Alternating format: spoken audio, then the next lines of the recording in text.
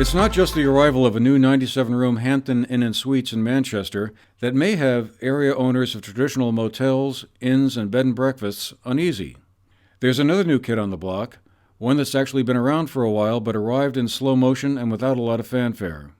It's Airbnb, the San Francisco-based company that began life less than 10 years ago, in 2008. It matches up those seeking rooms to rent and stay in, sometimes for short stays, sometimes for much longer, with owners of homes with a spare room, an apartment, or even an entire house. And last year, the amount of business involved in that nearly doubled in Vermont. About 3,000 Vermonters currently are listed in the Airbnb website as providers of lodging of one sort or another, and in 2016, they collectively pulled in more than $17 million in revenue from about 140,000 guests, according to Airbnb. That's an 87% jump from the year before. The average host earned about $5,600.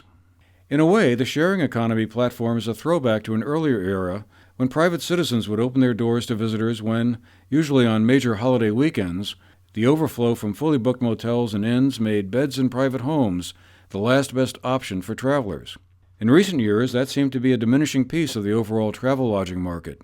But with Airbnb, that concept has reemerged with new life and vigor. Virginia LaPrade of Landgrove, who rents out a small house on occasion, explained how she got involved in it.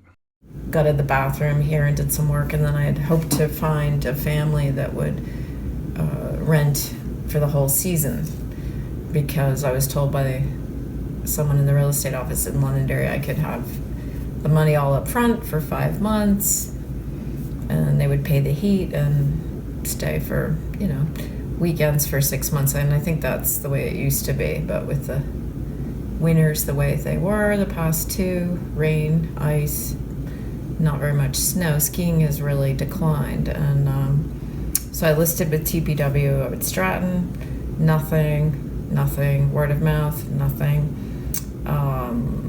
And so I decided, well, I guess if I'm going to make the tax money back and the home insurance, I'll try Airbnb. I had friends of the family come at Christmas for a week, and so that was my test drive experience. And that way I wasn't up on the website. I just wanted to see how it felt for me to, hand the house over and hope that they wouldn't burn it down or anything, and it was fine. And it was fun. So then I pressed the button on Airbnb, took pictures of all the rooms,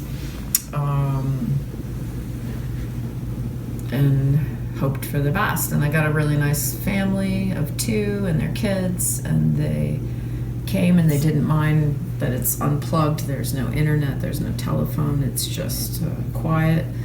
And they skied and they cooked dinner, and they left 2 days later and followed all the house rules that I detailed out in the book, which really helps if you communicate to the guests, how you want them to come in. It's anything special, like for me, it's the fireplace. They have to, shut the damper. My second family was not as tidy, and they put, I guess in cities, people put food and everything else down the drain, so I had to combine with tweezers and pull the Brillo out of the sink and pick the food out of the drain. And it's just a learning curve, city people versus country people. But at the same time, concerns have been raised by some hotel and motel owners that fairness dictates that a level playing field needs to exist. Residents with an extra room or home to share should have to abide by all the same health and safety regulations they do. Last September, the state of Vermont and Airbnb reached an agreement that rooms and meals taxes would be collected by Airbnb and transferred to the state's tax department. Previously, the hosts were expected to collect the 9% tax on what they were charging for lodging. Rhonda Burns of the Vermont Chamber of Commerce outlined what she saw as the main issues in the changing landscape of the lodging industry. Airbnb is here to stay. Airbnb is a $30 billion company, and the advertising promotions that are going behind it, it started off as kind of this urban opportunity where people could rent a couch or someone's spare bedroom, and it's grown into something very different. So it's a new revenue source for the state of Vermont. It's bringing visitors in that might not have come before.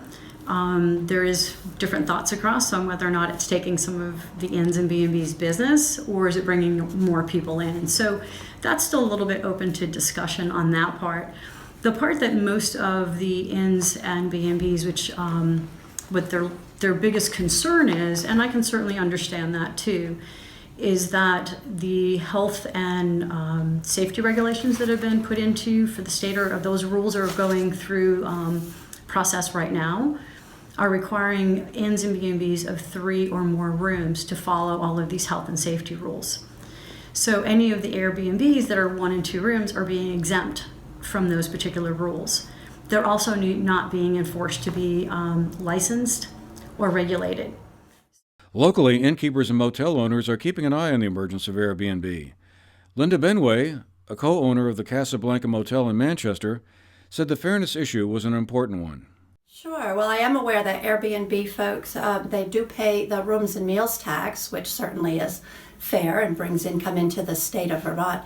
But what they don't pay is they don't pay business taxes. They don't have to pay the extra 6% sales tax on all of their utilities, such as phone and gas and oil and things to keep your business running. And in addition to the extra 1% for the town of Manchester, these are things that businesses have to pay. Including a business would have to be licensed with the state of Vermont and have health inspections. These are things that people who are running Airbnbs, they're not subject to any of these. Although I have no issue at all with the Airbnbs out there, the people that are doing it, friends of mine are doing it, houses that around here are doing it, and that's all fine. I have no problem with that, but it is absolutely not a level playing field with somebody who's running a business. But Benway also noted that there is another option that might be worth considering: listing their own rooms and lodging units on Airbnb's website. The good news is what I did find out is that Airbnb takes for their cut, for their portion of doing the advertising for you and maintaining the websites and such, they're only asking a 3% portion of your sales price that goes back to them. Whereas these booking sites, such as the Booking.coms and the Travelocities and Expedias and all of them, they're more at around the 15% mark.